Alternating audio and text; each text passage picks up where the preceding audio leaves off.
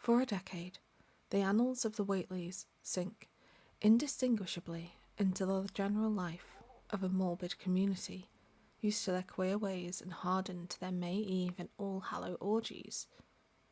Twice a year, they would light fires on top of Sentinel Hill, at which times the mountain rumblings would recur with greater and greater violence. While at all seasons there were strange and portentous doings at the lonely farmhouse. In the course of time, callers professed to hear sounds in the sealed upper story, even when all the family were downstairs, and they wondered how swiftly or how lingeringly a cow or bullock was usually sacrificed. There was talk of a complaint to the Society for the Prevention of Cruelty to Animals, but nothing ever came of it, since Dunwich folk are never anxious to call the outside world's attention to themselves. About 1923, when Wilbur was a boy of 10, whose mind, voice, stature, and bearded face gave all the impressions of maturity, a second great siege of carpentry went on at the old house. It was all inside the sealed upper part, and from bits of discarded lumber, people concluded that the youth and his grandfather had knocked out all the partitions and even removed the attic floor, leaving only one vast open void between the ground story and the peaked roof. They had torn down the great central chimney too, and fitted the rusty range with a flimsy outside tin stove pipe. In the spring, after this event, old Whately noticed the growing number of whippoorwills that would come out of Cold Spring Glen to chirp under his window at night. He seemed to regard the circumstance as one of great significance, and told the loungers at Osborne's that he thought his time had almost come. "They whistle jest in tune with my breathing now," he said, "and I guess they're getting ready to catch my soul. They know it's going about, and I don't calculate to miss it. You'll know, boys, after I'm gone, whether they'll get me or not.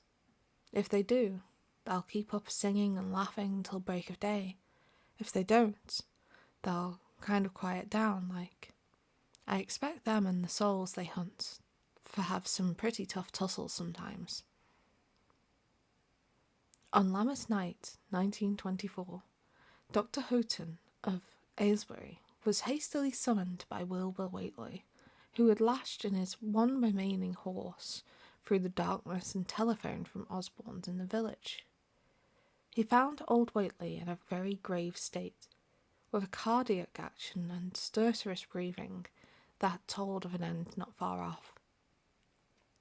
The shapeless albino daughter and oddly bearded grandson stood by the bedside, whilst from the vacant abyss overhead there came a disquieting suggestion of rhythmical surging or lapping, as of the waves on some level beach.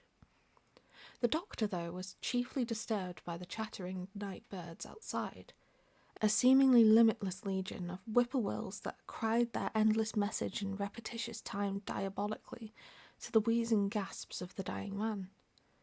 It was uncanny and unnatural, too much, thought Dr. Houghton, like the whole of the region he had entered so reluctantly in response to the urgent call. Toward 1 o'clock, old Whately gained consciousness, and interrupted his wheezing to choke out a few words to his grandson. "More space, Willie, more space soon. You grows and that grows faster. It'll be ready to serve you soon, boy. Open up the gates to Yogshuff Off with the long chant that you'll find on page 751 of the complete edition, and then put a match to the prison. Fire from earth can't burn it now." He was obviously quite mad.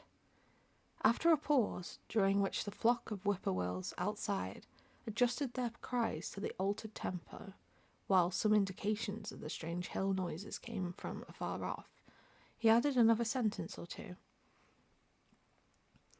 "Feed it regular, Willie, and mind the quantity, but don't let it grow too fast for the place, for if it busts quarters or gets out before you opens to Yogshuff Off, it's all over and no use.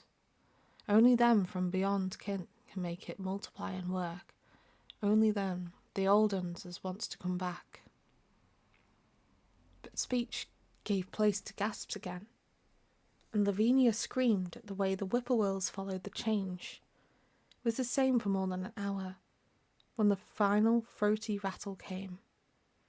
Dr. Houghton drew shrunken lids over the glazing grey eyes as the tumult of birds faded imperceptibly to silence. Lavinia sobbed, but Wilbur only chuckled while the hill noises rumbled faintly. "They didn't get him," he muttered in his heavy bass voice. Wilbur was by this time a scholar of really tremendous erudition in his one-sided way, and was quietly known by correspondence to many librarians in distant places, where rare and forbidden books of old days were kept. He was more and more hated and dreaded around Dunwich because of certain youthful disappearances which suspicion laid vaguely at his door, but was always able to silence inquiry through fear or through use of that fund of old-time gold which still, as in his grandfather's time, went forth regularly and increasingly for cattle buying. He was now tremendously mature of aspect, and his height, having reached the normal adult limit, seemed inclined to wax beyond that figure. In 1925, when a scholarly correspondent from Miskatonic University called upon him one day, and departed pale and puzzled, he was fully 6 3/4 feet tall.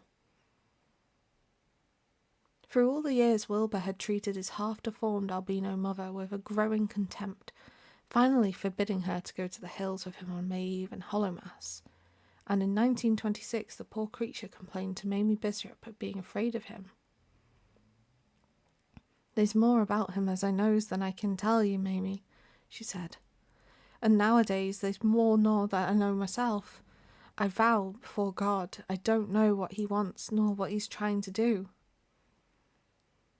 That Halloween the hill noises sounded louder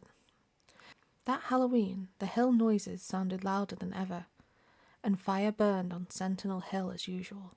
But people paid more attention to the rhythmical screaming of vast flocks of unnaturally belated whippoorwills, which seemed to be assembled near the unlighted Whately farmhouse. After midnight their shrill notes burst into a kind of pandemoniac cachinnation, which filled the countryside, and not until dawn did they finally quiet down. Then they vanished, hurrying southward where they were fully a month overdue. What this meant no one could be quite certain until later. None of country folk seemed to have died, but poor Lavinia Whately, the twisted albino, was never seen again.